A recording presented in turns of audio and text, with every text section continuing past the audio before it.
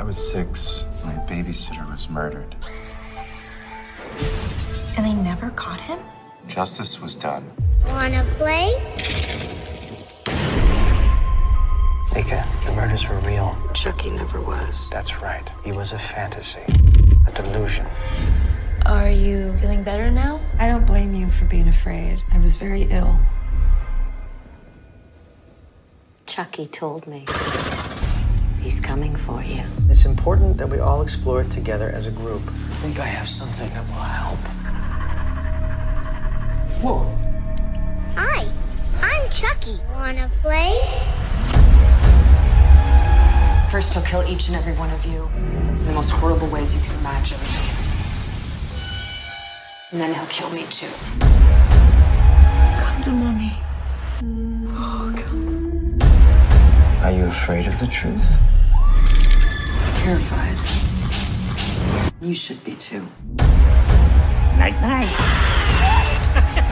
And they call me sick?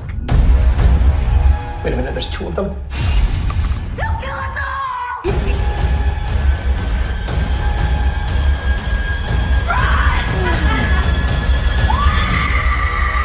A true classic never goes out of style.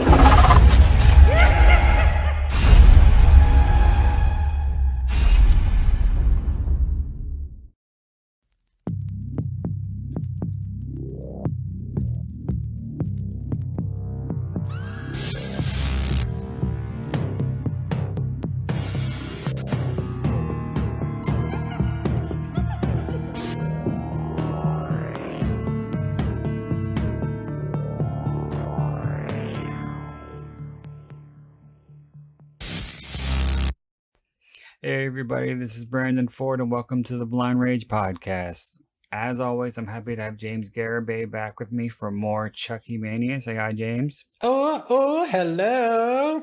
Oh, God, you really gated up there. Wow. And he didn't Somebody even tell had me. to. He didn't tell me he was going to do that either. I like to surprise people.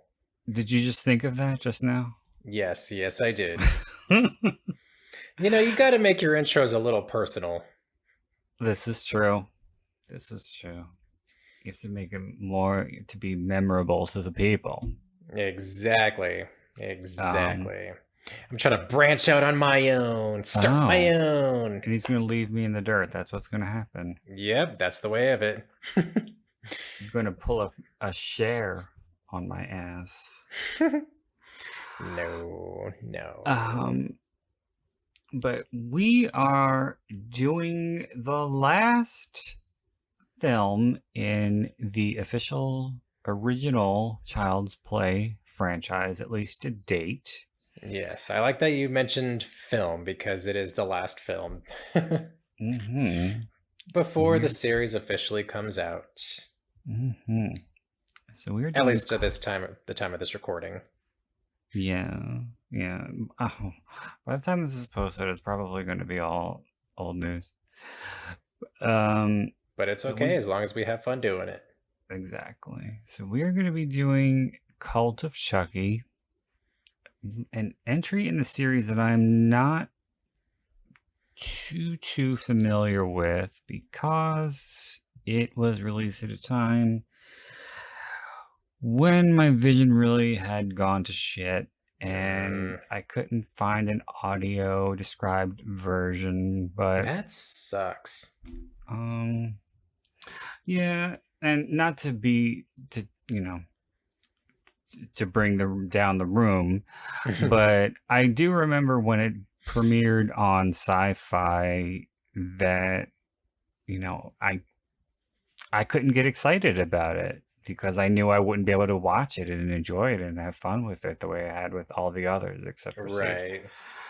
And even still, like, there's nothing out there for an audio described version. Not that I know. There still could be at some point because there are a lot of movies that don't have. Well, the vast majority don't have audio described versions on Blu-ray or DVD. But sometimes when they get picked up by Netflix, they might have one.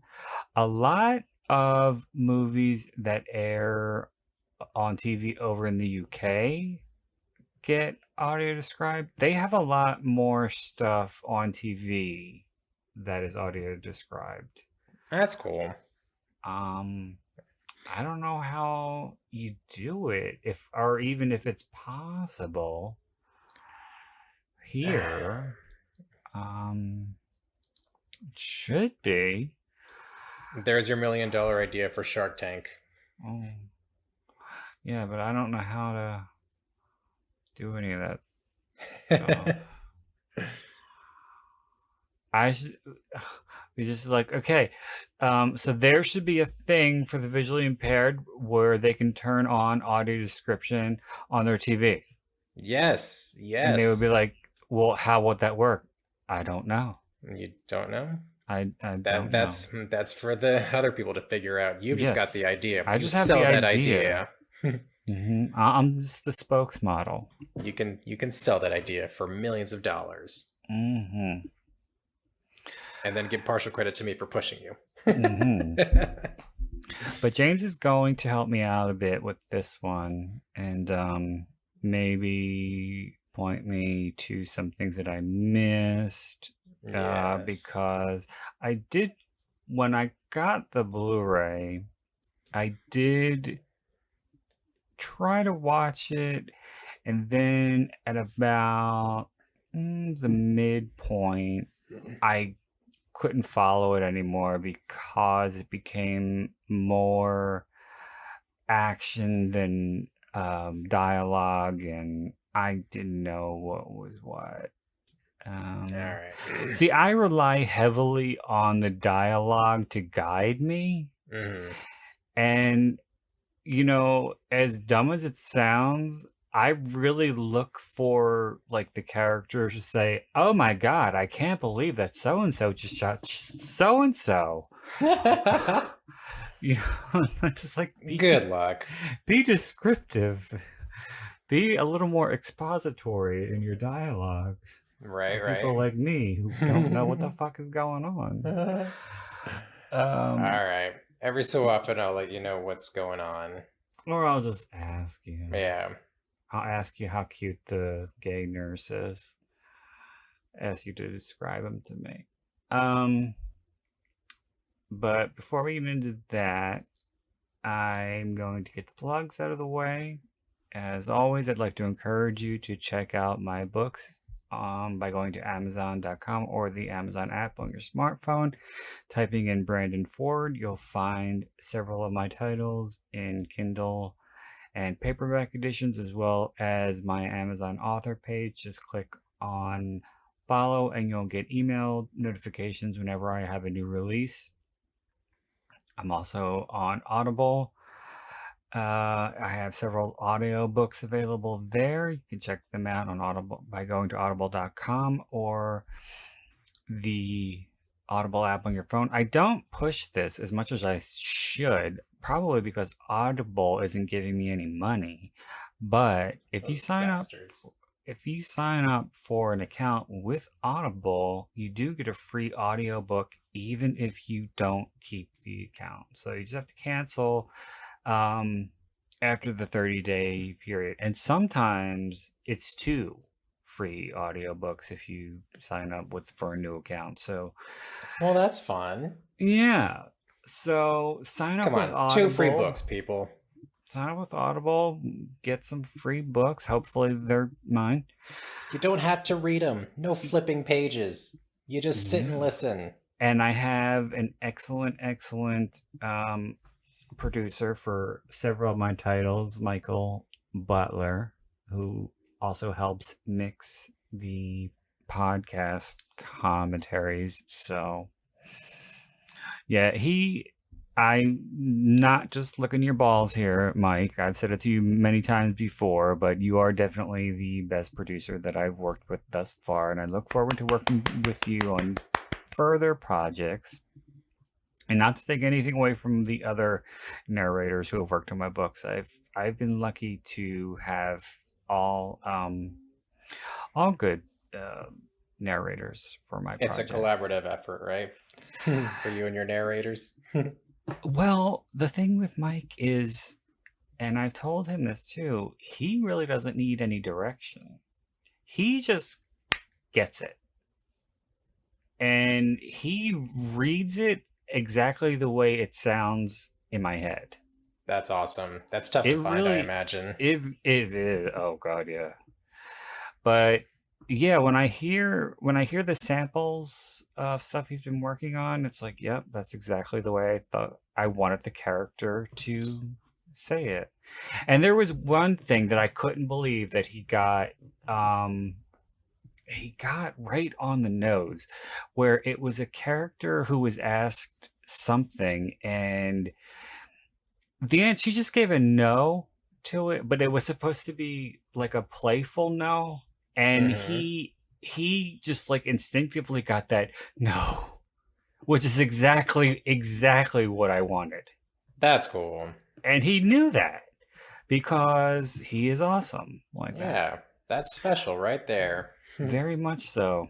But yes, so audible.com, free books if you sign up. You can also follow me on Instagram at writer Brandon Ford.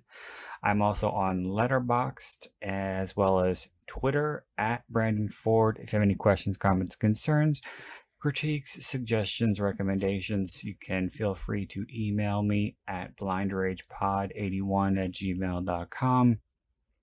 Lastly, please do not forget to rate, review, and subscribe. Even if you don't rate reviews, it only takes a second to hit the drop down and select a star rating.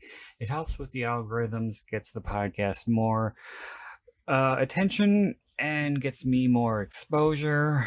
Damn algorithms. If you notice, there are no ads on the Blind Rage podcast. I don't have any sponsors, and I do that purposefully because I don't want to annoy people with sponsors, because I don't like sponsors. I don't like hearing ads when I listen to podcasts. I know. And I always skip them, so I don't even understand what the fuck the point of it is. It's not like you have to listen to them. So, and even when they have the podcast host, doing the reading, it's still annoying. And one thing that really got to me is there was a radio personality who his contract ended on Sirius XM, and so he went over to the podcasting and he got some sponsors. And while the show is the same in essence, it's more fucking ads than when he was on the radio. So it's like I can't even listen to it. And that's annoying. It's the principle of the matter, like you sold out. Yeah, pretty much. I mean, so I don't have any money ads. is nice, but I don't have any ads. I do this purely for the love of talking about movies. And if I sell some books in the process, so much the better. There you go. There's your ad right there. Buy the books. I'm Read, my people. I'm my own sponsor. There you go. So But seriously, give us the stars. Yeah, that was the voice of God right there. It's all about cupping the mic. And the balls. But anyway, it's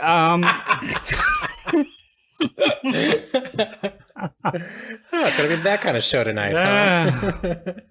That was good, and I'm generally not quick like that, but I have to give myself a pat on the back Yes, for that. I will applaud that. Good job, Brandon. It could be I'm getting a little punchy, but so since it has been relatively soon since the last time we recorded, I don't think there has been much by way of news and other such stuff to report. So I think we are just going to get right on into the movie. Because I know James is super duper excited for this one. I'm bouncing in my seat. He loves him some Fiona Dourif. I love Chucky. Fiona Dourif is just, a nice little treat. She's just a bonus. She's the cherry on the sundae. Well, I've mentioned this before. She's just awesome in person. Mm-hmm. Did you meet anybody from this one?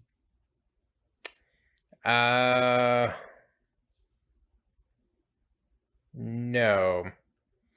Not this one specifically. It was that reunion a few years back at Frightmare. It was basically everybody. So everybody I got to meet. Catherine, Kyle, Don. Yeah. They were all like sectioned in a little corner of the convention hall. And I started with Brad Dourif, and then Fiona was sitting right next to him at the next table. And so then I went to her, and then I went to Don Mancini, and then across was Alex Vincent and Christina Leese. So it was just like a big circle that all the fans made, and it was awesome. But as far as any of the side characters from this one, no. I don't know. It could just be me, but Alex Vincent kind of gives me a vibe that he would be unapproachable. Not entirely. Mm. I mean, I was able to converse with him a little bit, but it's not like he's an asshole, It's just you can tell that he's a very private person. I guess is a good way to put it. But And I always considered myself a poor judge of character. I mean, he'll sit there and chat with you, but what do you mean by private? Like, what did you ask him that he didn't want to? I mean, I just kind of told him that I was a big fan and just like how much I enjoyed seeing him and the new stuff, and he's just like, cool, thank you. Like, like he appreciates the fandom. Like, I'll say that much at least. But it's almost kind of like he has a little bit of social anxiety. Looking back on it, like maybe he has like an issue with like massive crowds, and like he appreciates the attention, but he doesn't want it in a sense, It's not like he's just like, get the fuck away from me. Here's your signature, now go. But like he loves the fandom. He loves the fans. But it may not be his like first choice of stuff to do on a weekend. But Christina, like, I've told you this and mentioned this on some of the other podcasts. Christina Leese was just she's all for it. She was like a social butterfly. Well, she does seem very down to earth, and it's a shame that you didn't get to meet Jennifer Tilly. Yeah, she doesn't do conventions. No, like, and I want her to. I really do, because I think I think they tried to get her for that one, but I think she had something else going on, and they just couldn't schedule her. But, yeah, which also sucks because I think Kate Beckinsale was actually supposed to be there that year, and I love Kate Beckinsale. I would love to meet her, but she was off making that crappy Underworld movie, so I'm sure what's her face, Katherine Heigl couldn't be bothered. Yeah, no. But what about Nick Stabile? I know, he's not doing anything.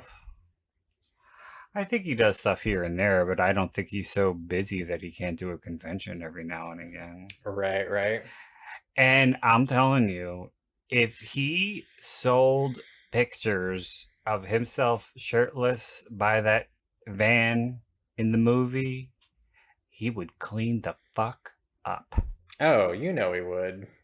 'Cause you and me are not the only gay fans he's got. No. Mm-mm. I mean, come on. The whole franchise was started by a gay guy. Mm-hmm. God, I wonder if Don Mancini was salivating on set. Well, maybe not publicly. Maybe not. God. And I'd still like to think that it was a casting couch situation. That's how Nick got the role. I'm just imagining that right now. Like, how bad do you want this role, kid?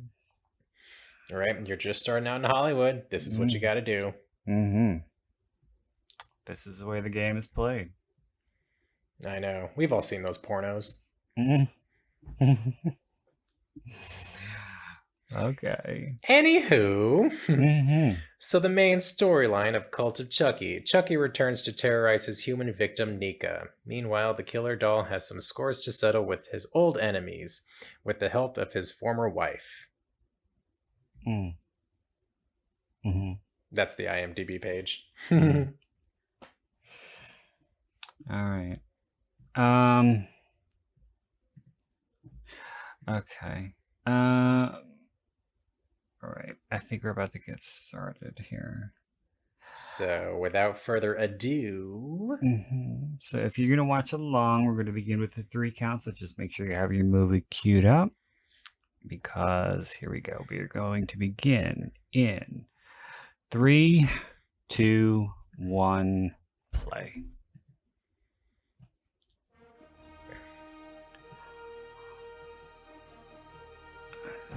So we have the Universal logo. You know, not being able to see it visually, I must say that I was very, very confused by that character who had multiple personalities and thought he was Michael Phelps and shit. When they started saying that he thought he was Michael Phelps, then I was like, oh. Because I heard his voice and I was like, wait, isn't he the other guy? Yeah. I didn't get it. Kind of takes a second to get the bearings of that when you're in an insane asylum. I'm sorry, I've just known someone who's into guns before. I'm not into guns, Rachel. I have. So Andy's out on a date, just trying to live his life. More than the one. And then you got people talking about the Second Amendment. I'm not for restrictions and waiting periods and background. I have to say something. So what And I did notice I just want to be able to protect this when exactly? when I watched this the first time. I'm getting some gay vibes from Alex. Yeah. I've always thought that too. fucking internet. You have a very dark past. Yeah, the Like, maybe after a couple of drinks. Because I like you. yeah, the gaydar is definitely going off, especially listening to his voice. My babysitter was murdered. I can Flashback of the first movie. Oh yeah. Aunt Maggie falling out the window. Yeah, there's just like something about him that just kind of like you. My teacher and my You know? caseworker. And Oh, by the way, you know what we never talked about before? Hmm. aware of. That really, really cool poster for the first one that's just the building, the exterior of the building. Did you ever see that? Yeah. Andy, That's a really good post. I would like to have that. but this is just too much for me. They kind of I think incorporated actually- it. They kind of incorporated it into the DVD of the anniversary edition where they put like Chucky's face behind it. or like half his face. Yeah. Yeah, I have. God. Okay, as a horror fan, we all have horror walls. Sure. I think I do have something like that, but it's of the building, and I think it's of Andy at the bottom of it. But there's no Chucky. So I'll have to double check on that. Damn it! Why are you making me think about that? All I remember is that it's just a shot of the building at night, and the title is in the upper left-hand corner, and there's a bolt of lightning. Yeah, I know what you're talking about. I don't remember any Andy. But Yeah, I like that. Like, they've imposed a lot of images probably to that main image. Probably, but as the original, that's probably a teaser. But as an image, it's very striking because you don't know at all what kind of movie this is gonna be. You know, you got the building and you got that title. And back when they still left you with a little bit of suspense and not... Yeah, it makes you want to check it out for sure. Exactly. So Andy lives in an isolated cabin out in the snow, and he's got Chucky's head in a vault. Because he blew his ass away. It's almost like his little trophy.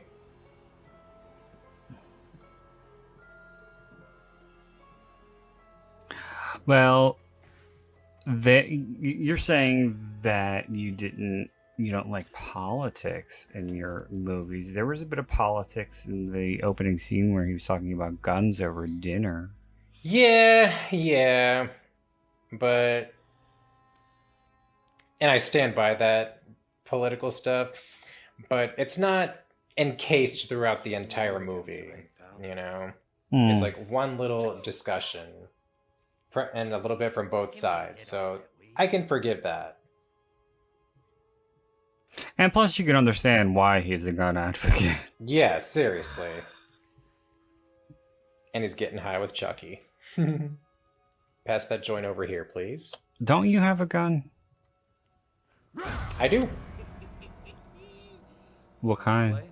Glock 19? 5th gen? Yeah. What about it's fun. Didn't she want to play?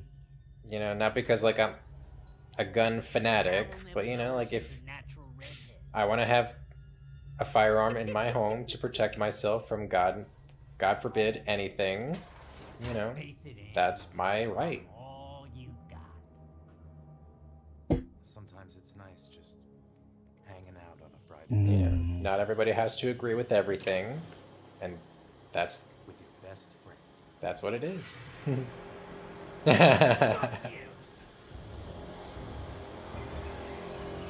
Okay, so Yeah, Andy's gone a little crazy. He's torturing Chucky with the blowtorch. Oh. Cult of Chucky. And the more I was listening to it, he really does have gay voice. I think he plays for us. Yay! I knew it. The music is very Psycho-esque. It is. It really is. And it's giving a lot of images from Curse of Chucky. Hairy Woman Slaughters 5, talking about Nika. But one thing, like they barely touch on what happened to Alice. Like I think they give like one slight mention, but they don't go into great detail. Oh, and it's got images from the original Child's Play, too. So it's one of those introductions where it's kind of like giving a previously on type of situation. So they're just explaining that Nika's gone to an insane asylum, she's having all these tests done, and then we get more images from the past. Written and directed by Don Mancini.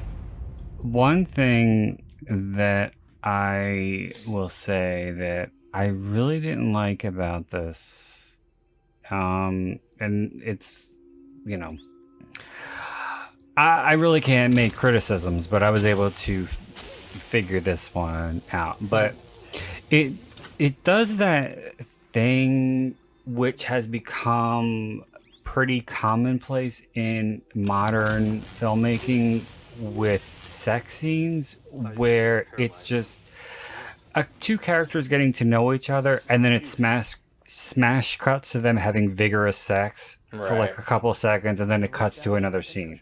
Yeah. When it did that here, I was like, oh. Yeah. Because I've seen that so many fucking times before. Right. They don't make Really, sex scenes the way they used to. Right? Like, how often in real life does that really happen? It's at least a couple of hours and a few drinks later. Mm. I mean, come on. I was in my 20s. Not that long ago. And it's not even just the characters doing that in real time. I mean, or in the story itself. There have been moments and things where I've seen characters being asked, where were you at this time? And then the character thinks for a second, and then it smash cuts to them having like fucking doggy style sex. And then it cuts back. So yeah, it's overdone. I really don't like it. Yeah. Like, if you're just there because you got nothing else. I don't know. And I have the same opinion about sex scenes in movies as I do with books. Only have it if it propels the story forward. Yeah. Don't do it just to do it, so to speak. Yeah.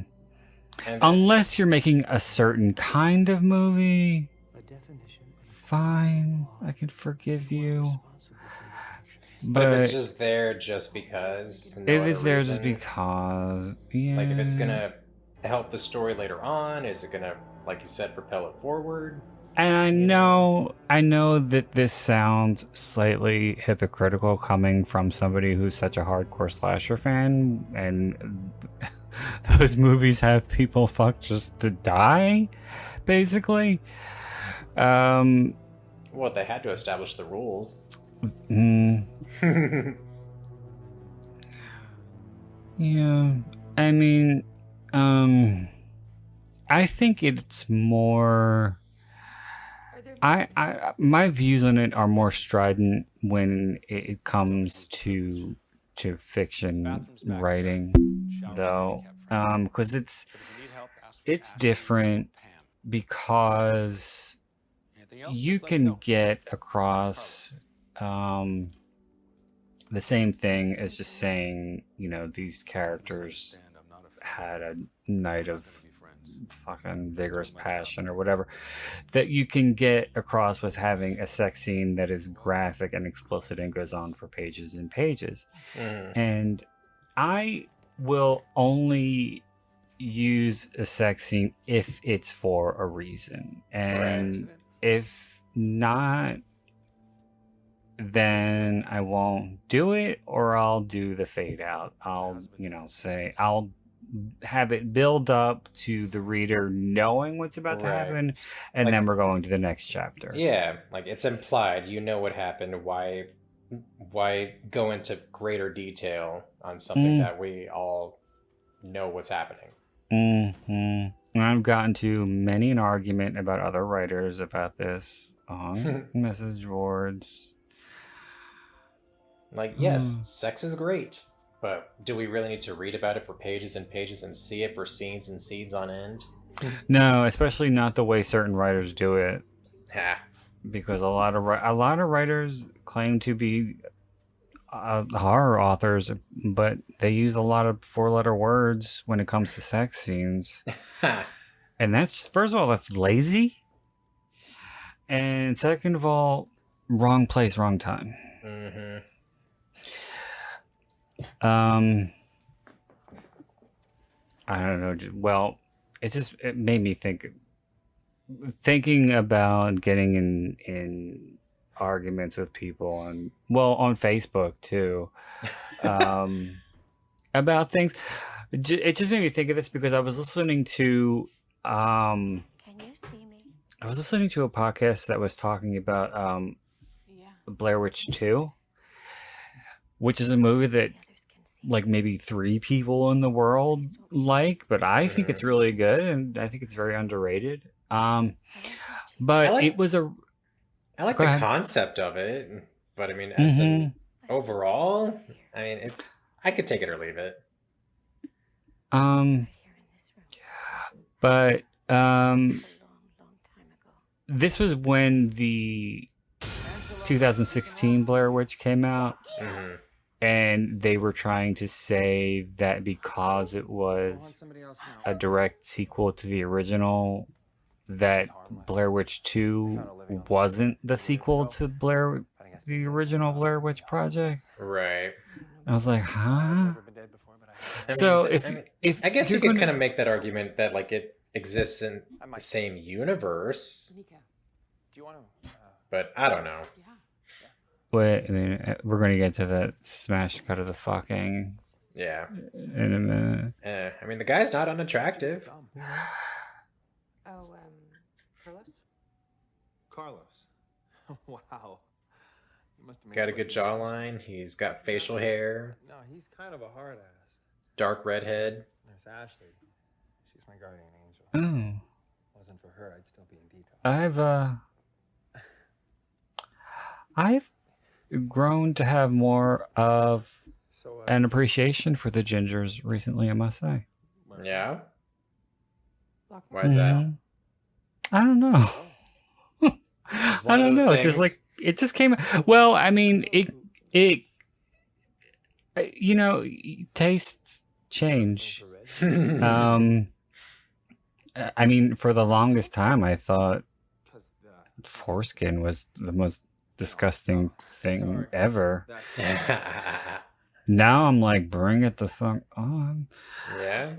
I mean, it's not my favorite, but I don't mind it. It is. Oh, what it is. before I had zero tolerance for it. Like I wouldn't even watch porn if the guys were uncircumcised. Aw. Well, that's a little harsh. It was, and here it is. Yes, yes. I mean, at least go in a room and go on a bed. We don't even get to see the guy's ass. Oh, well, that's bullshit right there. So why'd you do it? Claire. We're all wondering the same thing here. And getting back to the redheads, I was in a 3.5-year relationship with a redhead who was a total dick. Really? I'm sorry to hear that. I'm just saying, if we're pointing fingers... 3 years, huh? And a half. And was he an asshole throughout the entire thing? Or did it kind of happen progressively? Progressively, but there were things that were said and demands that were made that were very, very unreasonable and downright sleazy. And his end or your from end? him, yeah. Okay. And when I think about some of those conversations that we had, I really, really wish I had just gotten up and left. But I didn't, because I didn't think I could do any better, and I have low self-esteem. So. Yeah. She's doing okay. She's not okay. I think we all have to deal with a relationship like that at some point in our lives. But eventually you learn. Yeah, it was for sure a learning experience. And I just, I just take solace in the possibility or probability that he's somebody else's problem now. Yeah, same here. Prior to meeting Andrew, I was in kind of the same thing, but he was a manipulative asshole. Oh my god, so was mine. Like, so manipulative. Like, he would make me feel bad for getting mad at certain situations when I had every right to be mad. And it's just like same thing. Like, I thought I didn't deserve any better, and I just low self-esteem at that point. I wasn't going anywhere with my life, and Even now, like looking back on it, like we both treated each other like shit. Like it was, like I treated him just as bad as he treated me, and just, yeah, yeah. You ever been in a relationship with someone where you go to them and you say, what you did the other day kind of wasn't cool when you did this and this and this and this. And then all of a sudden their mood completely alters and they're like, well, it wasn't cool when you did this and this and this and this. And then all of a sudden you're the bad guy. Yes, that was exactly that relationship. Mm-hmm. You know, like that's total master manipulation right there. Yes, it's just like, no, like, Where'd you get it? that's not okay. One of my biggest pet peeves is people who are not mature enough to admit when they're wrong and to apologize. Yeah, seriously. Like, if you're going to be in a healthy relationship, you need to be able to communicate everything. Well, if you're an adult, I mean, how hard is it to say, I'm sorry, I was wrong? Yeah, seriously. No ands if or buts. Just, hey, I was wrong. I know I fucked up. Well, as I've learned, there are people who would rather gnaw their own foot off than admit that they were wrong about anything. I know. It's sad. It really is. And that does not sound like Chucky at all. No, I think they got a different voice for this. And they tried to go back to the original Chucky look, which kind of works, kind of doesn't at the same time. It's like 50-50. And he's got a funky bowl cut, too. Oh. And that might have been intentional, because it's not OG Chucky that's in Andy's closet, or in his vault. So this is a Chucky cult member. The only thing I could get my hands on are the barbiturates they give me every morning that I've been stockpiling for months, waiting for the right bitch to come along to poison. Nika's kind of the badass bitch of the asylum. Well, that was some good delivery, I must say. Thank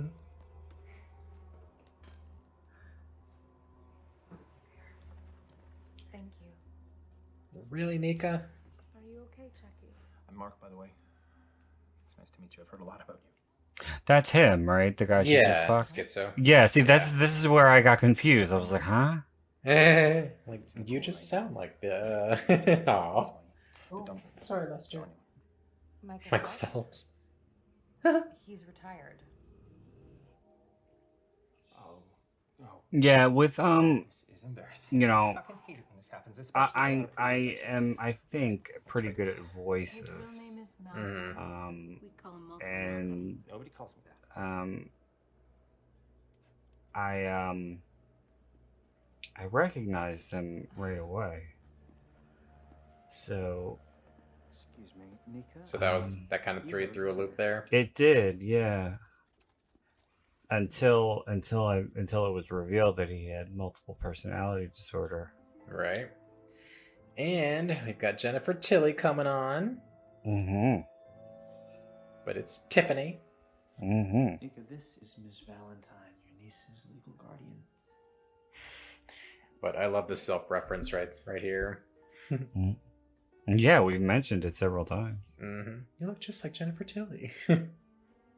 You're Alice's guardian? Mm-hmm. I'm sorry, but you seem really familiar. Did anyone ever tell you look exactly like Jennifer Tilly? You're not quite what I bet you do, with those breasts and those legs. Somebody taller. You don't seem very dangerous. You don't seem very motherly. Huh. That doctor looks familiar. How is she? I was trying to think, or I think I did look up all the cast at one point, but I think they're primarily Canadian actors. Michael Terriot. What has he done?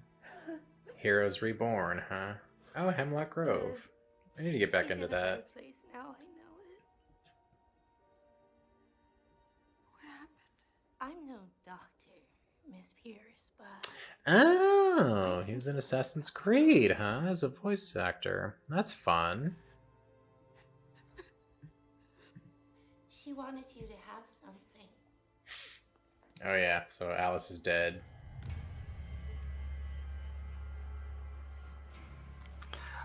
But why would they kill her when Chucky was trying to get into her body? No, this is a doll that they used in Alice's therapy to help her get over the past. She thought that maybe it would help you too. There you go. There you go. That's so sweet. Is Jennifer Tilly married? I was thinking the exact same thing. I have no idea. I don't think so. Good for her. Be picky.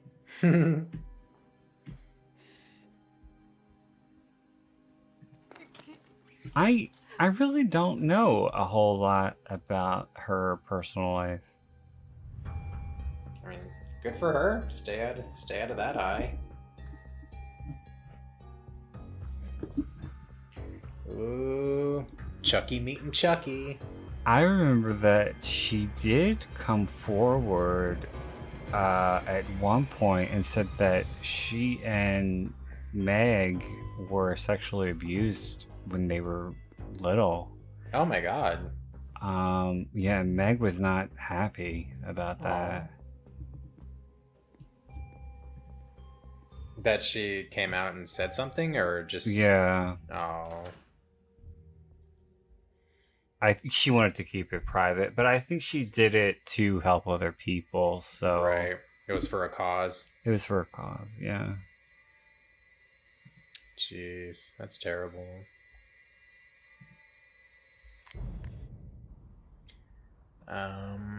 She was married to someone named Sam Simon from 84 to 91. Oh, from The Simpsons? I'm sure.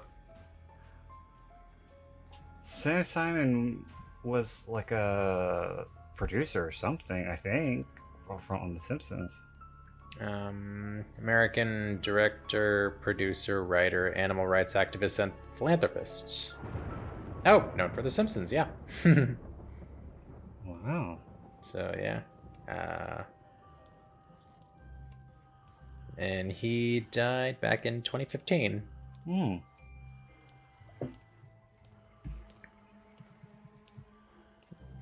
Now, does she have kids? I'm sure she's got kids by now, right? Mm-hmm. No, she does not. Dating someone named Phil Locke since 2004. Oh. Her net worth is 30 million. Holy shit. You can't go by that. Every time I hear an actor get asked in interviews about what their celebrity net worth, they always say, "Please, I should be so lucky." So this is just bullshit. They generally tend to be, yeah. I think that. unless it's common knowledge that what someone's worth, like, you know, everybody knows what Oprah's worth, everybody knows what Jeff Bezos is worth, you know, things like that. Yeah. But if you just pick like any random celebrity and try to see what their net worth is, 99% of the time it's wrong. I believe that. I mean, I'm sure she's very comfortable, but 30 million. Yeah, I'm sure. Yeah, she's probably quite well off. Yeah. Like maybe I could probably see like the low millions. Yeah, I would say probably no more than 10. Yeah, that seems about right. Because she's worked steadily, but she really hasn't. She didn't spend excessively. I don't think she's didn't spend successfully, but also I don't think that she was the key player, and she's been in a lot of A films, but she hasn't been the lead in a lot of A films. Right.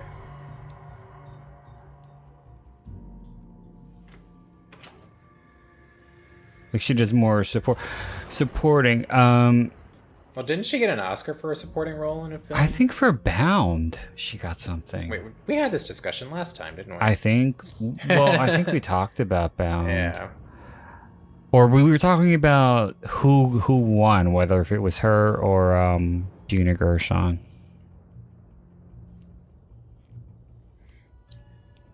Alright, so it's nighttime and one of the Chuckies is trolling through the asylum looking for Nika.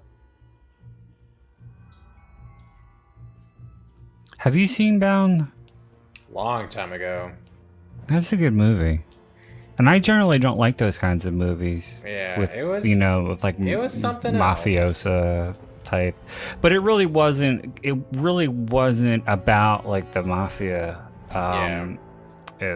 Wise Guys. It was more about Gina and Jennifer's relationship. Mm-hmm.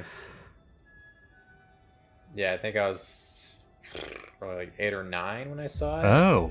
Yeah, I was young. Something that I should not have seen at that age, but yeah. We had HBO. What can I say? Well, I don't really think it's that racy. There's just some kissing. Yeah. I mean, but there's a lot of stuff implied. Yeah, Like, there a is. lot that you don't see that your imagination goes wild with. Yeah. They were both really good in it, though. They were. I think you should. I believed every second. I think you should give it another watch. I always wanted Gina Gershon to do more. Yeah. Because, I mean, she's a decent actress. She's underused, for sure. She's not supposed to be alive. Oh yeah, Nika took a piece of wheelchair spoke and tried to kill herself, and Chucky stitched her up.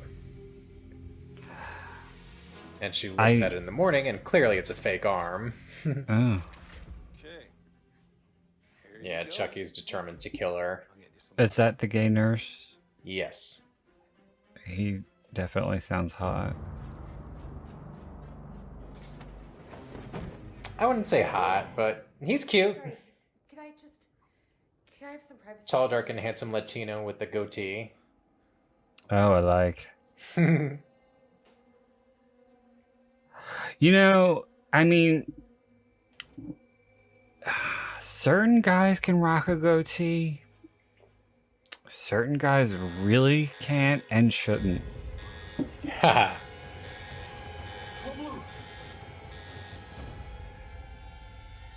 A soul patch? I don't think anybody should. No, soul patches should not exist. And the same thing with rat tails. Oh. Okay? I know, like, guys with a rat tail, like, dude, come on. That's just fucking ugly and disgusting. And just the name of it, a rat tail. Like, really? I know. You want a rat tail hanging out of your head? Why would you want anything with a name that disgusting?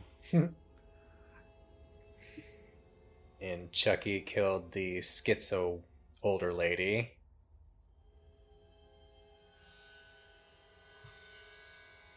Oh god, it's happening again! Mm. And in her blood under her arm, it says Chucky did it. Mr. Barkley, I'm extremely busy. We're not running a circus here. My question is, how are they bringing these dolls to life? I don't know. I was thinking that too. It's very clever, Mr. Barkley. Very convincing. I was actually hoping that you would be able to explain that to me. I mean, the best I got is that I want to see Nika Pierce. Voodoo? Voodoo. That's the only way. I'm telling you, she didn't do it. You know, because they were doing the switch and awake. Yeah. If we can buy that, why not? Keep your fucking mouth shut. You know what, Andy?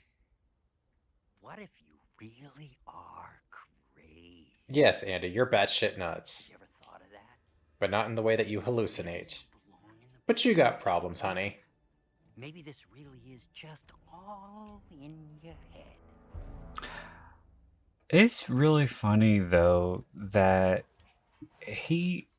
I mean, like, he's definitely older than Justin Whalen was when he did Child's Play 3, but they definitely do look alike. I washed her hair. I wiped Yeah, her eyes. they have I similar listened to her crazy features. Until 3 in the morning. She Mm, was my friend. Actually, I don't know. If she was thinking about I mean, killing Justin me, Whalen has a little more of a Nika did it. kind of like a Calling card and little more square face, and Alex Vincent has a little more oval face. Aren't we overlooking one other possibility? But I wonder what Justin looks like now. Claire, don't you ever get tired of being wrong? No, I do not. Justin Whalen. Occam's razor. The simplest explanation is usually the right one. I would say he's probably got to be in his mid to late 40s. I'm so sorry we're late. I can't believe He was 'Cause born that was- in 74. Oh, yeah, late 40s. Wait a minute, there's 2 of them? What an ugly doll. Yeah, the voice of Chucky is not so great in this one. No, not at all. Where the hell did he come from? I was hoping that he was going to say, "Hi, I'm Chucky, and I wouldn't talk if I were you." Oh my god. I mean, he looks Tiffany. more or less the same, just a few more wrinkles. Girlfriend. Charles Lee Ray. Who is that? He was a serial killer in the 80s. He murdered 22 people before they shot him in a toy store. He died right next to a good guy doll. That's not him. Name was Chucky. Please tell me that you are not going to let her dominate the group with this crap. It's just a doll. Yeah, there's a lot of old stuff in the images, not so much new stuff. Right here to Oh, here's one of him shirtless. That looks nice. Really? Yeah. Younger days, but All right. I still think that the only 2 things that I've seen him in were Child's Play 3 and Serial Mom. I always forget about Serial Mom. I don't know why. I don't know either. It's a cult classic. Seriously? What It's the my fork? favorite John Waters. Aw.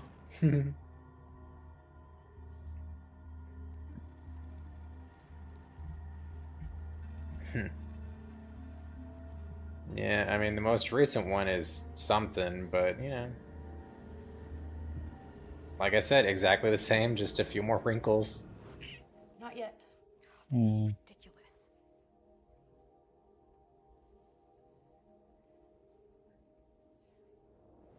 Ooh, the doctor's burning Chucky's hand.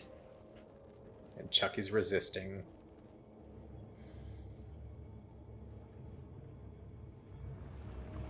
Nika just wants everybody to believe that Chucky's alive, but of course, no one does.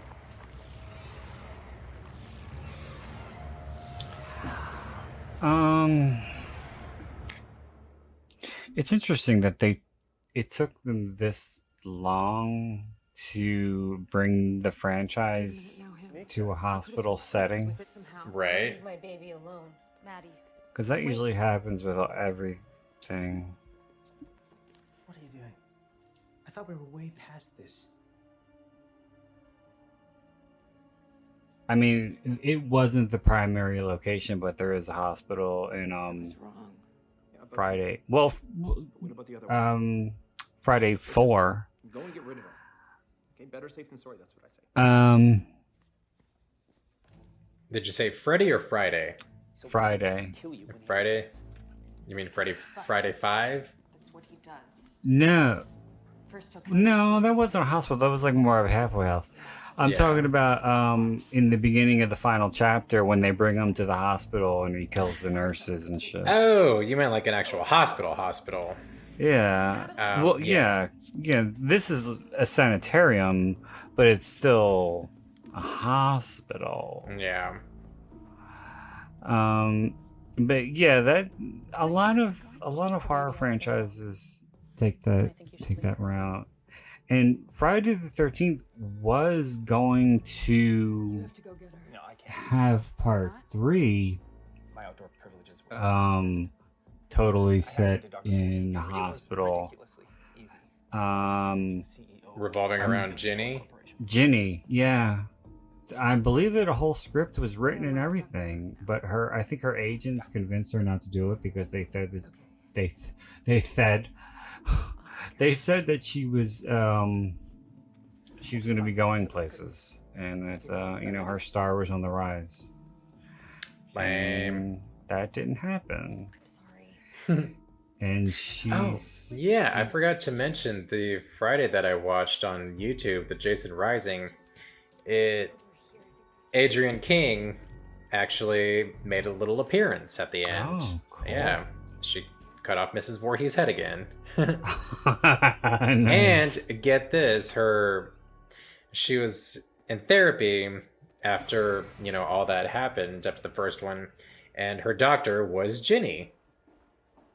Ginny Fields, because remember in part 2, Ginny was like a studying psychologist or whatever, studying psychology in college. I think, yeah. It's like, it's implied, but Wasn't it like child psychology? Something like that. But remember at the bar, like she was actually like trying to dive in. They were having that discussion where she was trying to like figure him out a little bit. She's trying to peel back the layers. Yes, exactly. So I thought that was a cool little twist.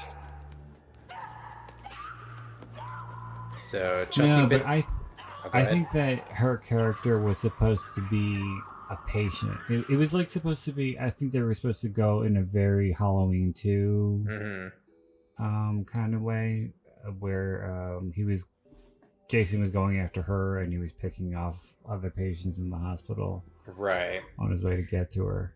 I mean, when you have something done in a setting like that, it's tricky to pull off, and it can be boring because Halloween 2 is boring. So I mean, yes and no. They could have made it work if they somehow, some way. I'm not saying it's impossible, but it's just maybe a little bit challenging. I like Halloween 2 because it's sleazier. And it's bloodier. It doesn't do it for me. I mean, the kills are pretty intense, and there's certain aspects that I like, but I don't know. Overall, I think it's a little boring, but that's just me. Well, with the stuff with Lori in the hospital, that was kind of boring. The trajectory of her character throughout the majority of the film. I mean, the rest of the characters are more interesting. Yeah. I mean, Laura's practically catatonic throughout the whole thing. Yeah. But, Jimmy was really, really cute. Yeah. Just relax, Claire. I won't hurt myself.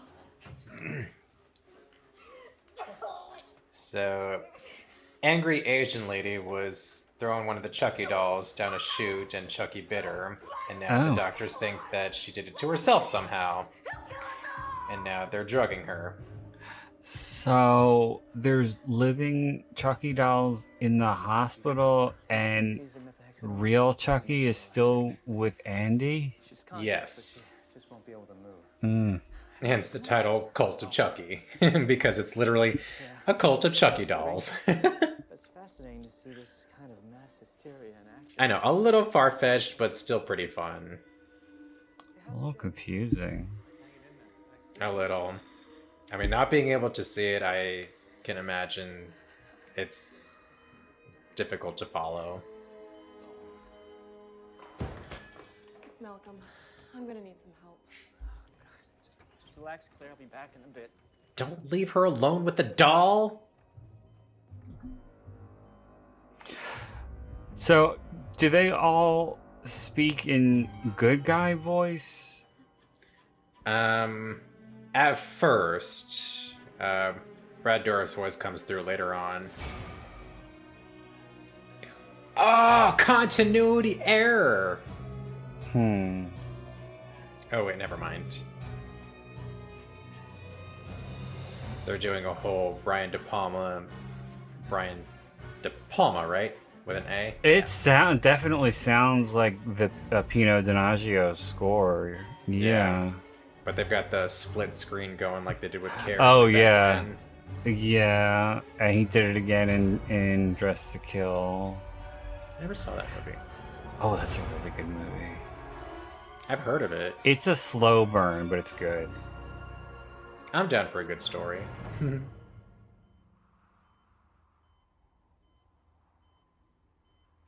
And Chucky transferred his soul into the crazy hot guy. The Michael Phelps guy? Yes. Yes.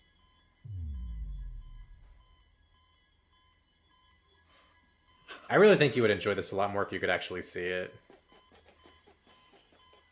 Or at the very least find a better audio described version that I'm giving. Well, there's still hope. Compressed. Does that mean what I think it means?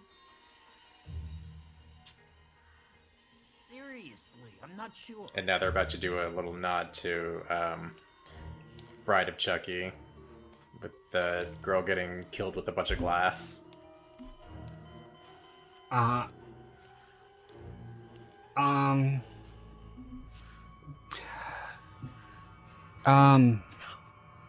Don Mancini must be a Brian De Palma fan because of that split screen and that very Pino Donaggio sounding score. And I think Pino Donaggio did the score for Seed.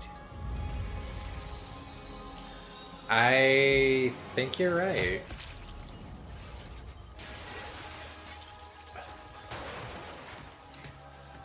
Because De Palma was the first one to use that split screen in Carrie. And I think there was a movie. No, I don't think he was. I think he was the first one to use it that way, but I know that there were movies in the 60s, like Pillow Talk or something, that did that.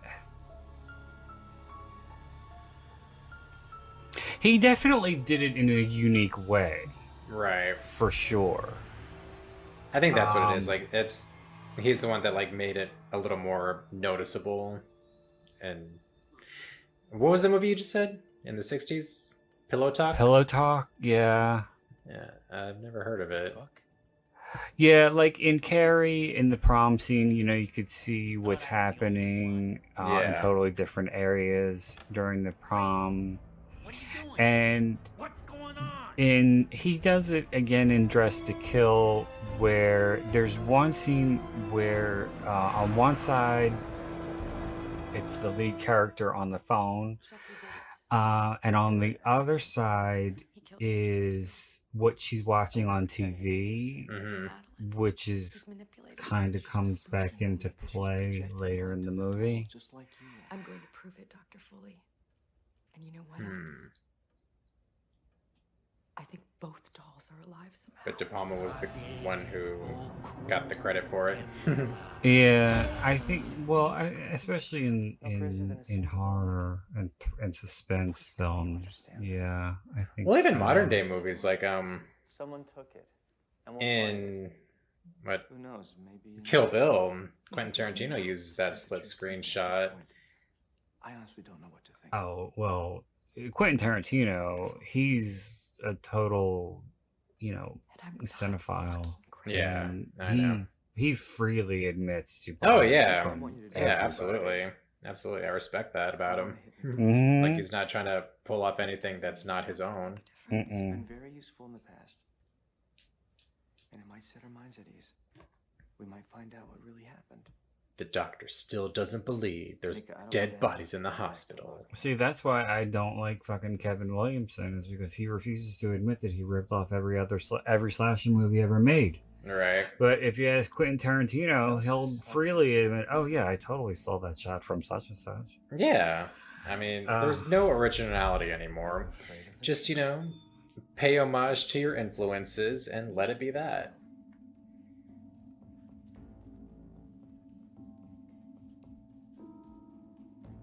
Fucking doctor. I mean, he's attractive, but he's an asshole. He's got that silver fox thing going on. Oh. Keep your eyes on the light, Nika. Oh yeah, he hypnotizes the patients and sexually assaults them. Yeah, I remember that. I don't care for that's not that's not creepy. something that I would. Yeah, but that's not something that I would think Don Mancini would write. I don't know.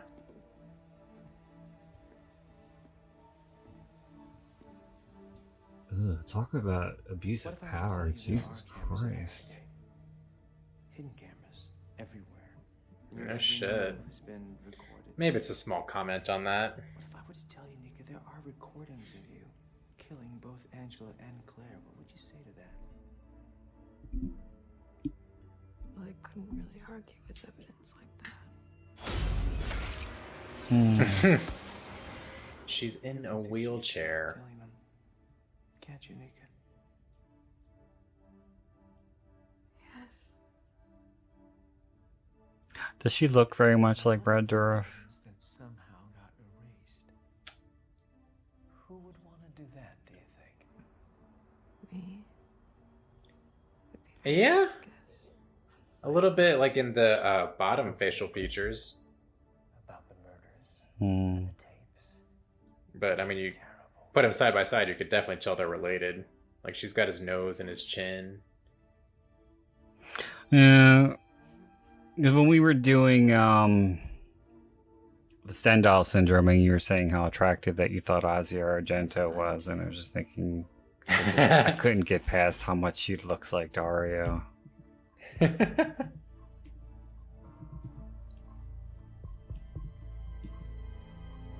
Well, I mean, maybe Dario was more attractive in his younger days. I don't know. Maybe. I mean, like, he looks sickly. And I mean, like, these are going back to interviews that he did for Phenomena. Okay, I'm looking at a picture of both of them, and you can definitely tell they're father and daughter. You know, but she's not like a spitting image of his facial features. No, they're more. It's a more feminine Brad Dourif features. You know. So. Oh, we're still on Brad. Okay, I thought you were talking about Argento. No. Sorry, I should have specified. But yeah, like you can definitely tell that she's his daughter. Like her features are a little more refined than Brad's.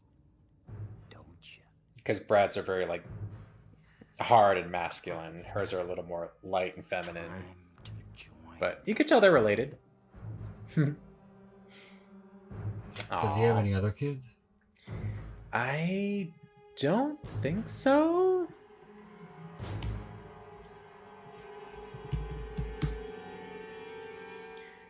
Brad Dourif kids.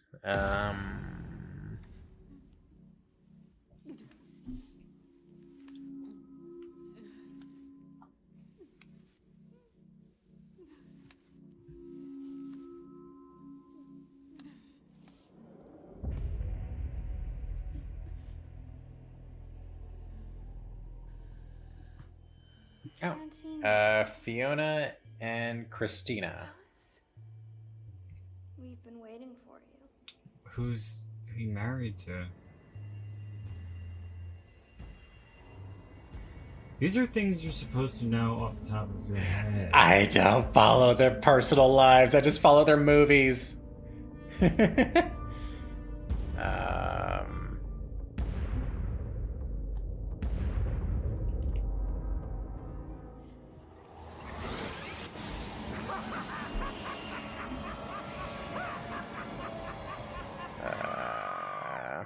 Jonina Dourif, and two daughters. They're still married? I'm not seeing anything about divorce, so I assume so. Wow, he's 71. Mm.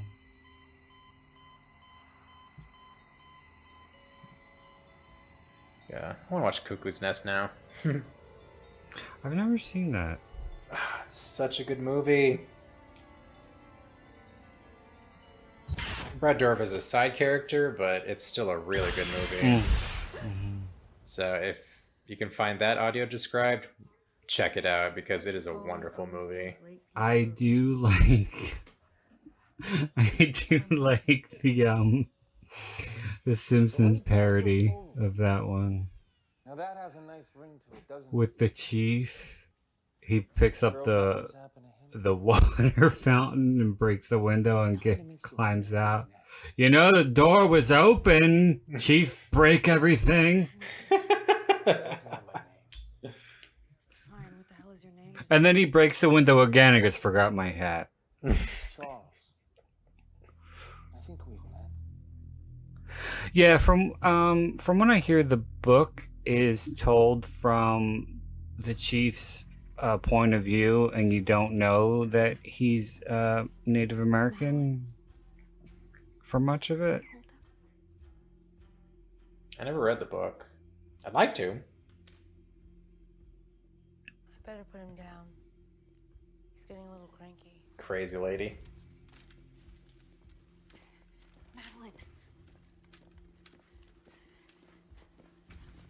Dr. Foley. You're okay. I have a hell of a headache. Don't you remember? I remember you hypnotized me and then... And then you got me to confess to stuff I didn't do. I don't know how I feel about hypnosis. He isn't real. I don't know if I buy into it. It was you. I am very concerned by this setback. I do. I think there's some forms of mind control out there. Well, whether your mind is able to take it or not, that's upon the individual. Yeah. I think if it is,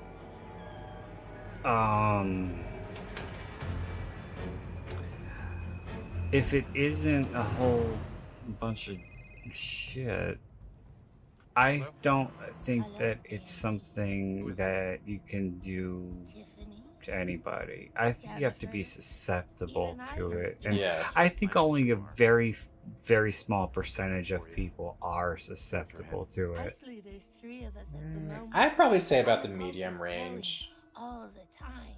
I mean, because there's some folks with stronger minds than others, but He said, "You'll know what it means.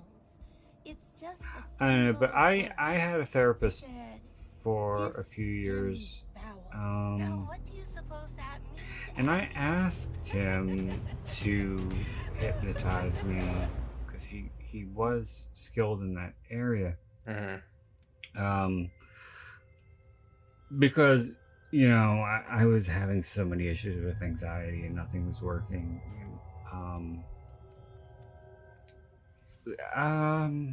I was very aware of what was happening, and I just felt really relaxed, like I was in a meditative state. But I don't think that if he like told me to like tweak my nose or something, I would have done it. So you were aware, but just very relaxed. I was, yeah. It was like a meditative state, like it is like a dream state, or just no. I was aware of everything around me. I was aware of his voice. I was aware that he was talking to me. Is there something there that's like a little bit hazy at all, or? No. I know that he was trying to, he was trying to implant, confidence in myself and telling me, trying to convince me of my strength my inner strength. And I'm just lying there the whole time thinking this isn't working. It's not working. It's not doing anything. It's not doing it. No, but I enjoyed feeling relaxed. Right. But at the same time, I knew that I could break out of it at any second. But that's all you got out of it, just a good relaxed state. Yeah. Yeah, that's it. There are people who, use it to quit smoking and shit like that, but I don't know. Your baby. Joshua. Remember? So it can be helpful if you allow it to. Maybe. That scene in Get Out, have you seen that? Mm-hmm. I thought that was really interesting approach to it, because she hypnotized him, but he didn't know he was being hypnotized. Right. And I think, and he didn't know what she was doing with the teacup either. Yeah. So I think if you're unaware of these things, it might be more effective.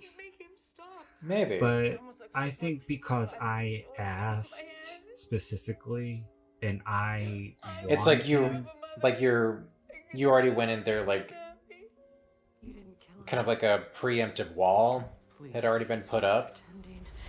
I don't know, because I was kind of at the end of my rope with some personal issues, and I was really hoping that since so many other things had failed, that this would work. So it wasn't like I went in expecting failure or not being open. Right. I don't know. Maybe there was some kind of guard up. Maybe.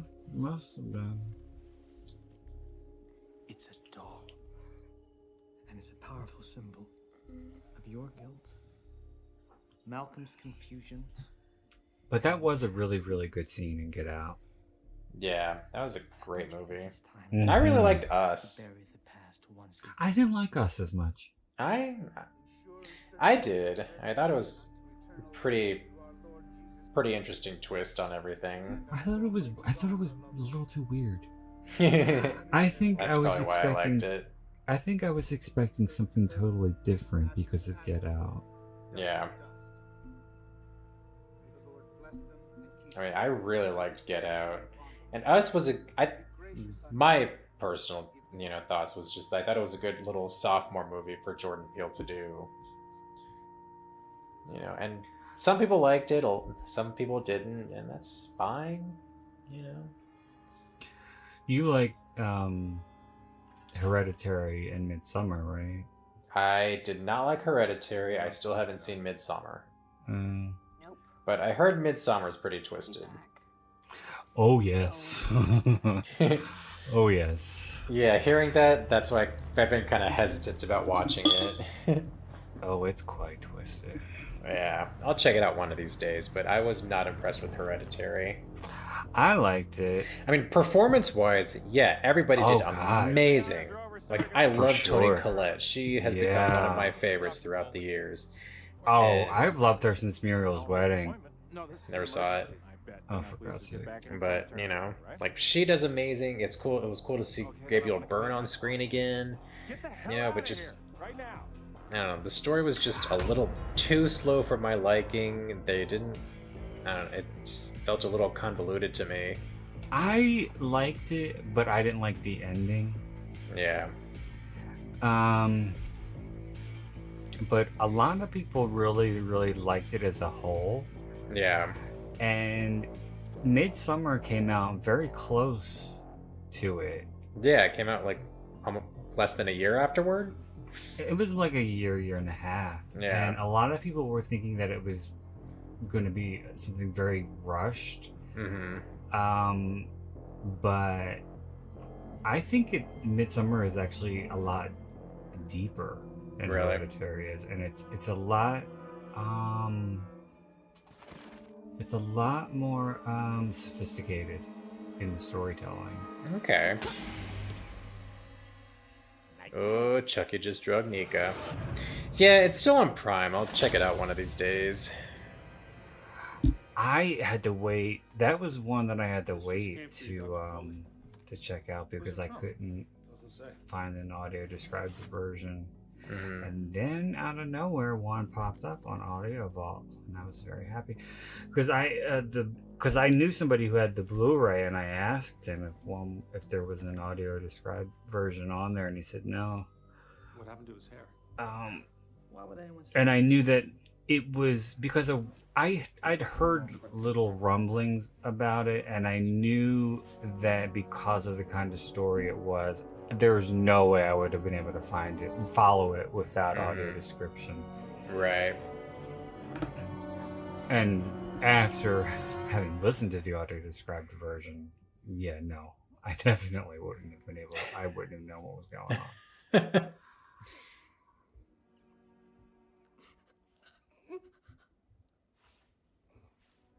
Crazy people. So another doll made its way to the asylum. It's one of those movies, though, that it leaves you with just a very unsettling feeling after it's over. No shoelaces. Like, it's just like, you feel creeped. Not necessarily scared. But like a little dirty or something.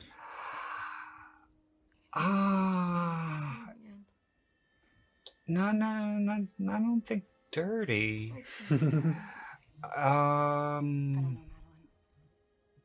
Just unnerved. Okay. Like, just like, wow, what did I really just watch that or something? Or something. It's like a dark feeling, like unsettling. Would you care for them? Okay. If it was for their own good. Do you love them that much? And for a movie as sophisticated as that one was, I couldn't believe that Ari Aster is, well, now he's only 36. Hi, baby. So really? He was probably 34, 35 when he wrote that movie. And to be that young and to be able to write something that sophisticated. Yeah, no shit. Envious. I'll say. God, I really wish I would have gone back to school a lot sooner. One last time. And I'd be on my way to having a good career, not just starting out. But, you know, it is what it is. Well, I mean, some of the greatest writers in the world didn't pick up a pen until they were like 70. I know. Same thing with painters. I don't want to be 70 when I'm just starting to make it. Well, you're not going to be because you're in your 30s still. I know. You have a long life ahead of you. Fingers crossed. As long as I can make it past 41, I'll be happy. Oh God, why 41?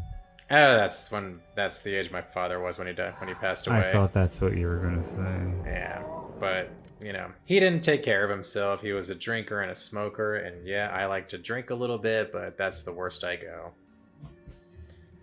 So, and I exercise, so I've got a leg up. Well, that's good. I need to get back on that fucking bike. I keep saying I'm gonna do it, but I don't do it. Yeah. Yeah, it's tough just to get up that motivation, just to start it. Well, yes, that's the thing. For me, starting things can be more difficult than finishing them. Yeah. It's just that initial plunge to just do it. Yeah. It's just like, I should do this today. Never gets done. Yeah. Alright, so Chucky just ripped out Crazy Lady's tongue. Oh. Yeah, obviously choking her to death and killing her. And now the nurse is running down the hall to check because she heard a noise.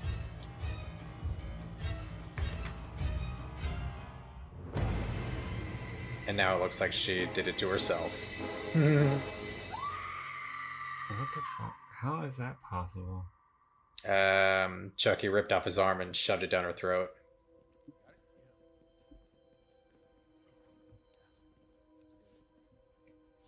Well, you're having a bad day, aren't you, Doc? Ashley, put him to bed. Dr. Foley, I don't think I can do this anymore. I quit. So how many Chuckies are there in in the hospital? In the hospital, there's 3. Go to bed. Oh, that's not a very big cult. Yeah, well, 4 when you count the possessed dude. One Chucky actually got out of the doll. Yes, sir.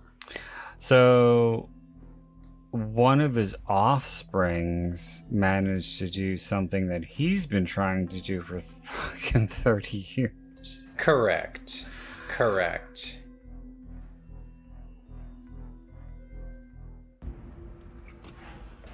Dude, putting him down a garbage chute does not work. You gotta put him in the incinerator, goddammit.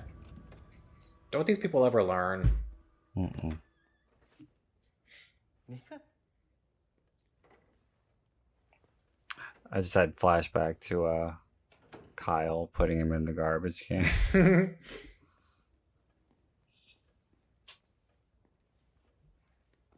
How did you get in here? Take a fucking guess. If this is a joke, this is not a good day for us.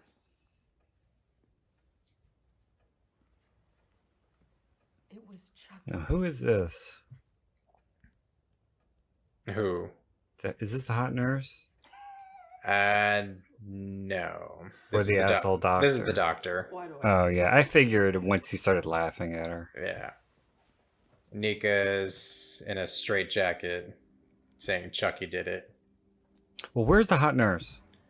Somewhere outside in the hall. Well, that's a bunch of shit. Madeline's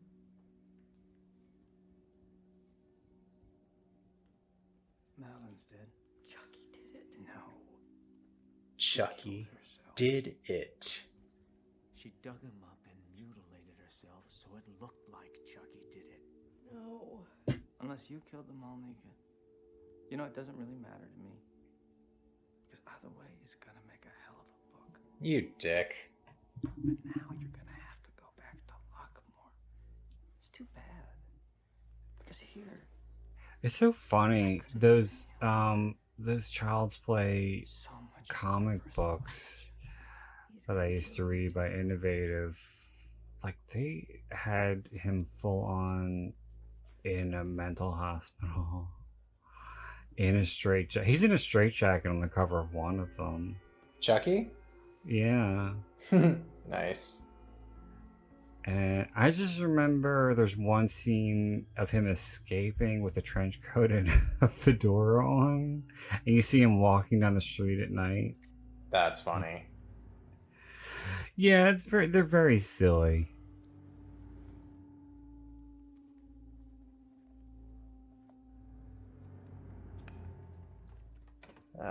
And the doctor's got a foot fetish, apparently. Oh, ew. Speaking of Tarantino. Right? Lord. You're diagnosed schizophrenic. You've read, And a murderess of fire. Shit, what's your name? From Jawbreaker and Scream. Rose McGowan? Rose McGowan's book, right? Yes. Remember the part where he called her up specifically to tell her that he bought Jawbreaker on Laserdisc so he could watch the scene with her filing her toes? Yes. That part's... I know. I know. I'm just, like, really? Quentin? Really? Foot fetish? That's your thing? No. As long as it's not hurting anybody. Yeah, I mean, to each his own.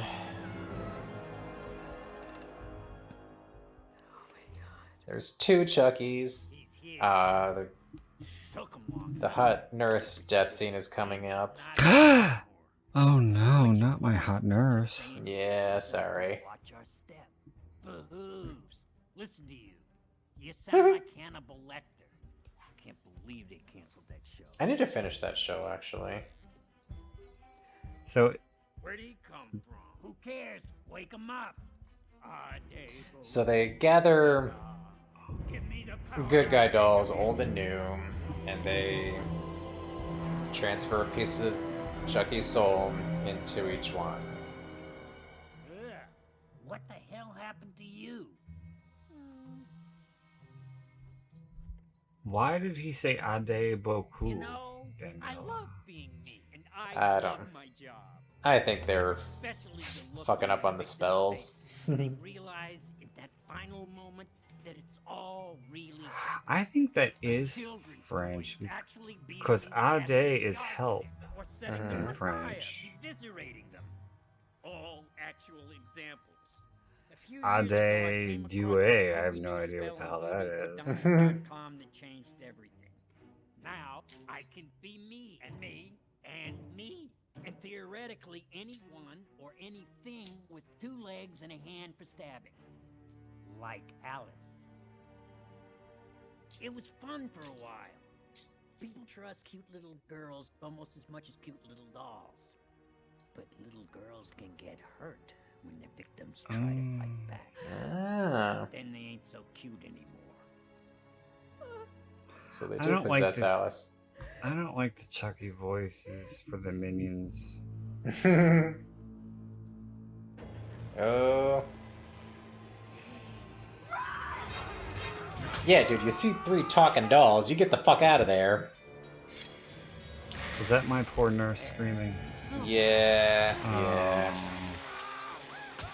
Let's see. Oh, a God. drill, a broken butt glass bottle, and a scalpel. I think you could put the pieces together there. Overkill. Much. With a lot of blood coming out the mouth.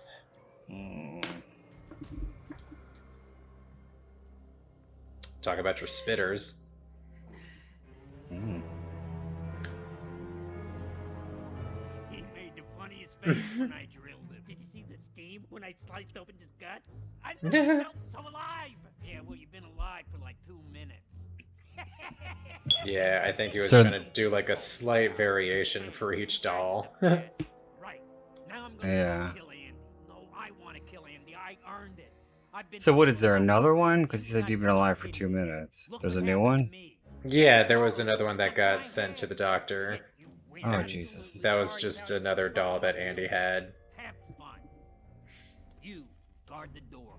Kill anyone that tries to get in. Okay, now this is really getting a bit silly. Yeah, it's kind of going back to the little bit of hokiness from... But still kind of a little uneasy.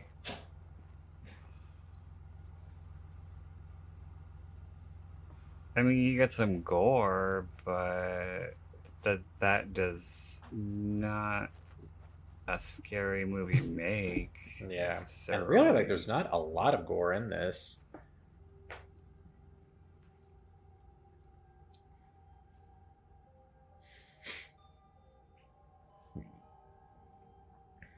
Tiffany killed the hospital security guard, and there's a Tiffany doll in the back seat. And they're really going back to when she's filing her nails with the knife in Bride of Chucky. Like, they really emphasize on that. Get it over with. If I wanted you dead, you'd be tits up. Tits up, Marvelous Mrs. Maisel. Never gonna kill you, Nika. Believe me. There's worse things than death. The chair is making way too much fucking noise. Give me all the power I beg of you. Yeah, why a day buku? Like, when did that come to play? Come I on. don't know. It's What is going on? Right? Like, come on. Come on, Don. You've got people that have been watching for 30 years. We know the chant. Still don't know what language it is or what the fuck it means, but we know it. Right.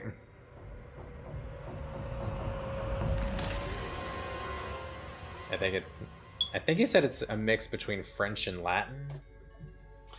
That's what we were speculating. Yeah. Yeah, because whenever you... Because it's like the Necronomicon. Usually where there's like evil incantations. They're in Latin. So Chucky has transferred one of his minions into Nika. And now Nika is up and walking around.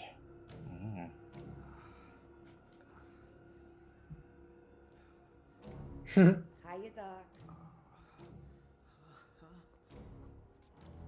And apparently that gave her the Boston accent.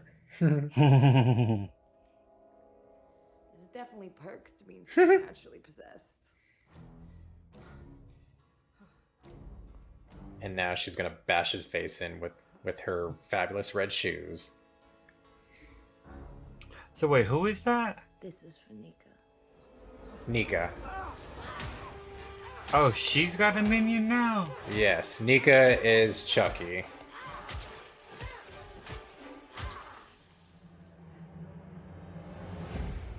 And she just killed the perverted doctor. So confused. Yeah. One of the Chuckies got out. And now there's 3 humans. 3 evil humans. I did it. The hot schizo guy, Nika, and Tiffany. I gave that bitch what she deserved. No, you didn't. I killed her. Yeah. I'm Charles. In your dreams, asshole. I don't know about this one. I think it's time to shave your head and start again.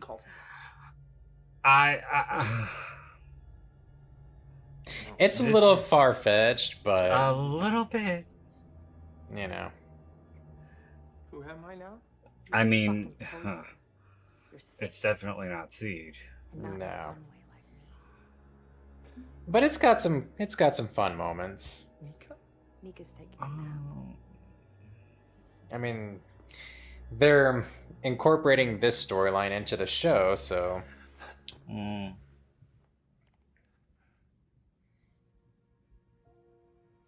just want to be someone who matters. And the guy's got good arms, so I'll give you that. But I'm not Mark. I'm not Michael. I'm just Malcolm. Fucking Aww. Malcolm. Sounds like it's getting pretty crowded in there. I can hear him. I can still hear Chucky inside my head. Ow.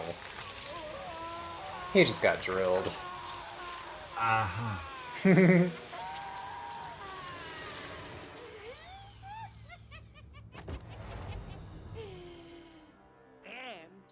What a waste of a good set of arms. Place to visit.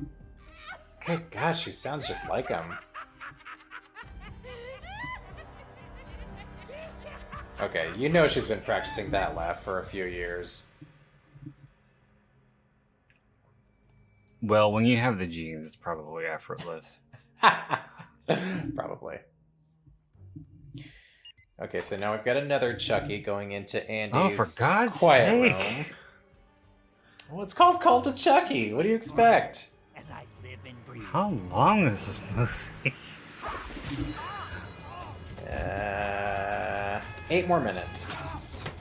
And now now Andy's having him one-on-one. By the way, speaking of the Necronomicon, you liked Drag Me to Hell, right? Yeah, I did. Yeah, that was a good one. It made a big splash, but everybody just kind of forgot about it, which is really sad. That's true. The only people who you really hear talk about it are just horror fans. Yeah. Like, it's fun and silly and a little bit gory. It's everything that Sam Raimi's great at.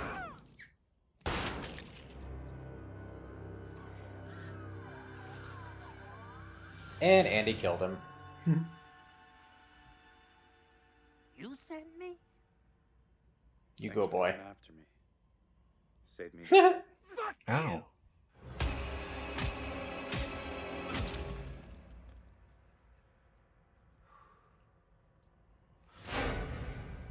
Oh shit. You kill me, you kill her. Think about it. Shit. Yeah, thinking is for losers. Tag you're it, pal. How's Alex looking physically? He's looking good. He's looking good. He's rocking that beard, short hair. I mean, as far as what's going on underneath, I can't tell. His Oh, clothes- for God's sake. His clothes are a little baggy, but, you know, I'm sure he's got a good physique.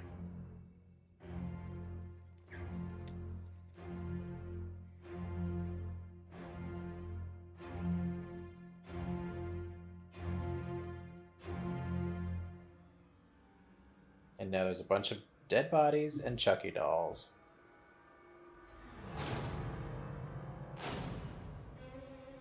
He doesn't do very many movies, I assume. Who? Alex.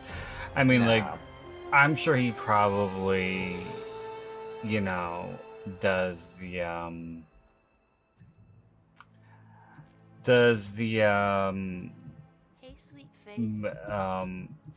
movies made by the fans who meet him at conventions. Yeah, I mean, after these, he really just led a quiet life. Well, you know what? See, the thing is, a lot of the, like, especially the Scream Queens, would meet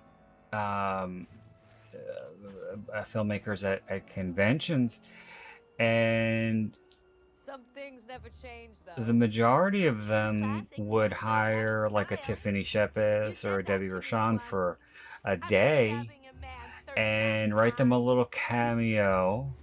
You know, as long as you pay their rate, you know, they most of them have a quote. You meet the quote, they'll come and do your shitty movie.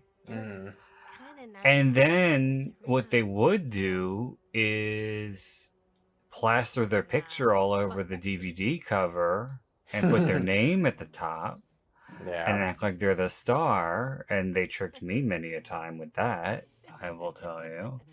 But now that so few people buy physical media, that trick is kind of null and void. Right. Because nobody goes to video stores anymore and says, oh, look, there's a new Tiffany Shepis movie I gotta check out. It's kind of sad. I mean, everything we need to know now is at our fingertips.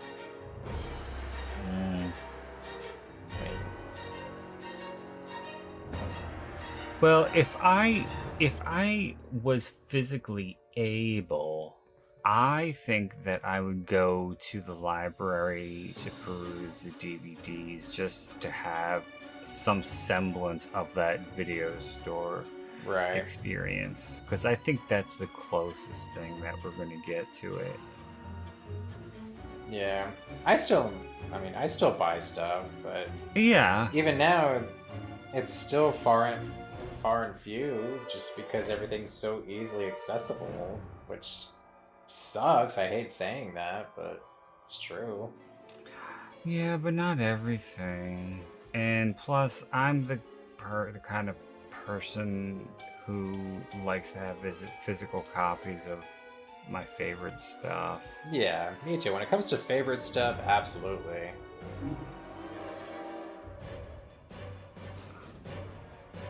And I look for, what Scream Factory is putting out. But I mean, how many fucking times are they gonna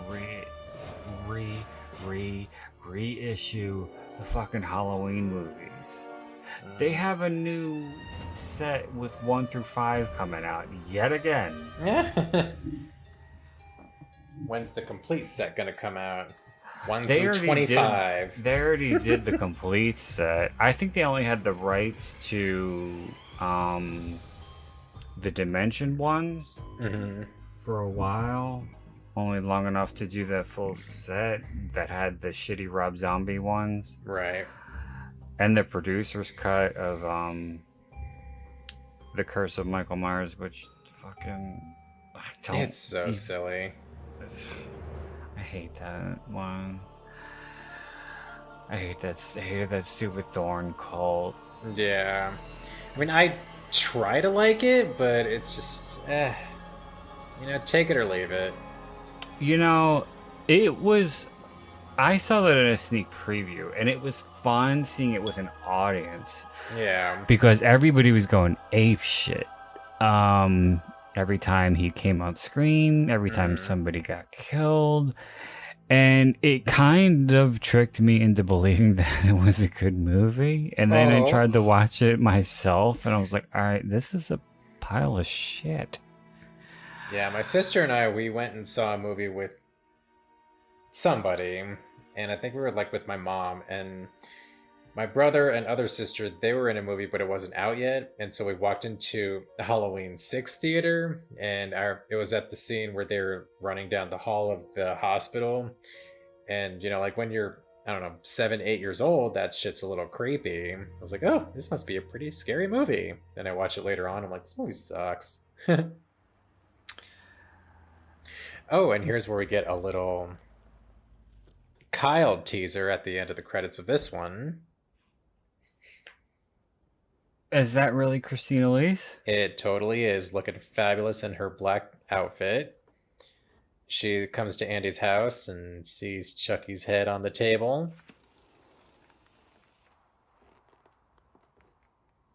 And she's ready to play. She gonna talk? Kyle? Andy sent me. Oh. You go, girl. Christina Elise as Kyle. Aww. Yeah. That's so cool. And she sounded exactly the same. Mm-hmm. That voice. Oh. Yeah. She was so cool to meet. I will never get tired of telling this story. She's one that you would just want to just hang out with, watch a movie, and just shoot the shit with. You got an autograph picture, right? Yes. Autograph, I got a photo. Or a selfie, I should say.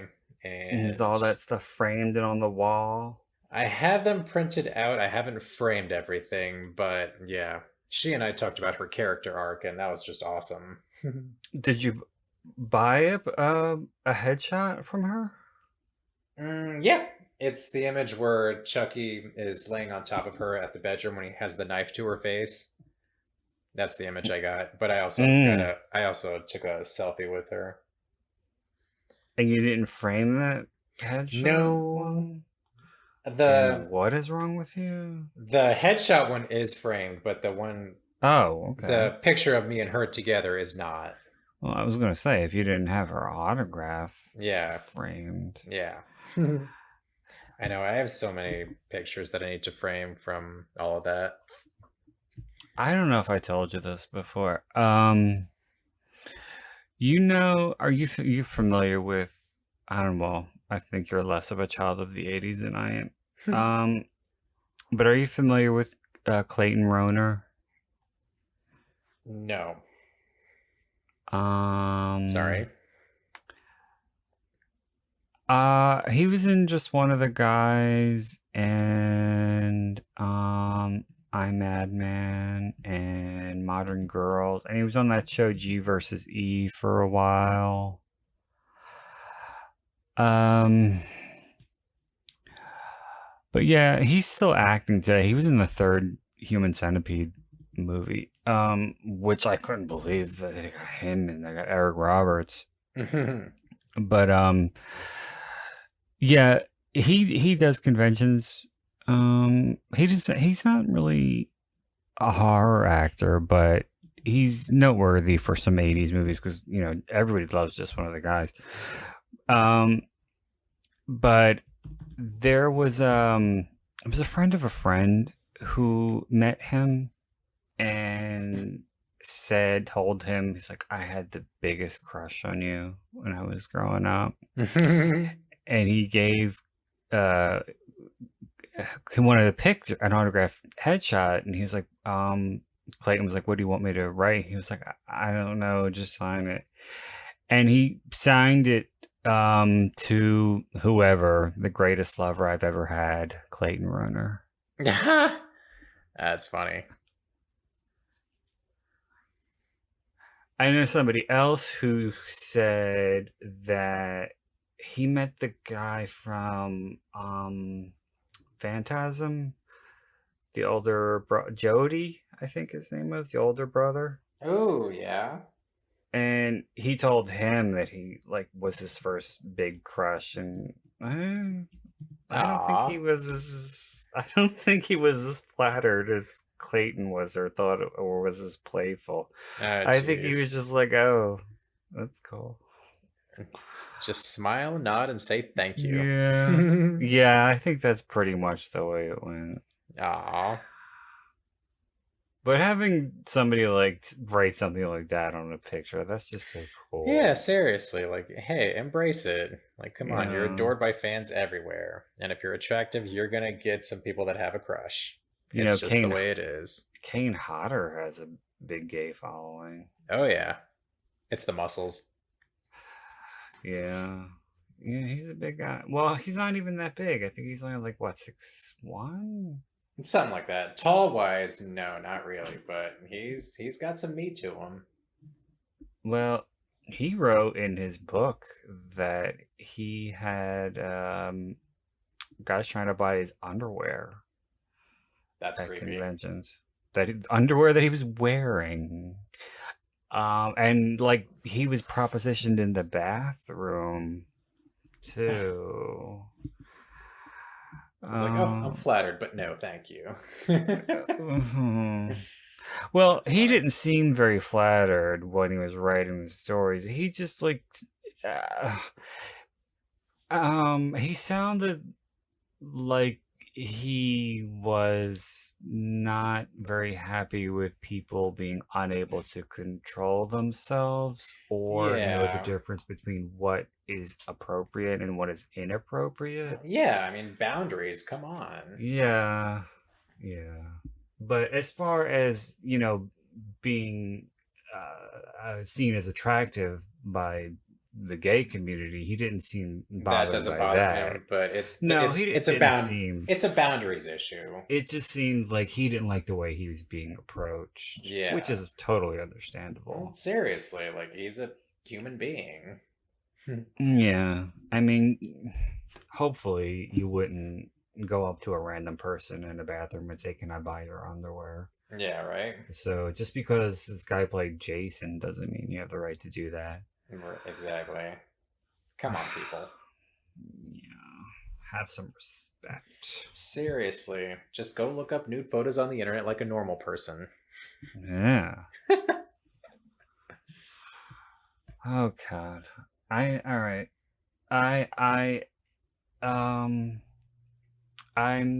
still don't know. I still don't know. Yeah, I think if you feel can find about an the audio movie. described version, you might be able to give a better assessment and a better judgment. But from what you hear, it's a little kooky. Yeah, it's definitely a lot sillier than I thought it was. I mean, he went back to the scarier aspects of Chucky with Curse, and then he just spiraled out of control again. Yeah. I mean, I think he was still trying to keep the little bit of a creepiness factor of the isolation, at a hospital and not, no one around, because it is out in the middle of, nowhere, the hospital. So he was still trying to go with that, but going with an entire fleet of Chucky dolls,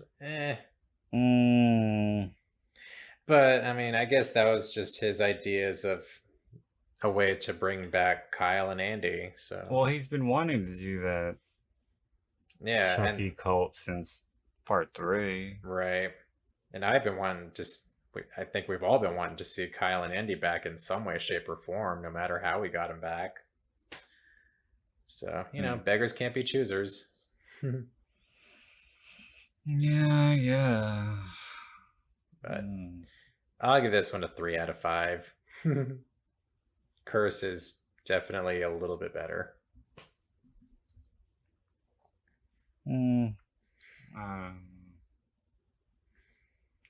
But still fun and worth checking out for all you folks that have not seen it. And that if y'all have stuck with that these last couple of hours, kudos to you. Yeah. Now you're stealing my material. Yes, well, I don't know. Well, that's okay, because I am, so punchy right now. I don't even know whether to shit or wind my watch. Yes,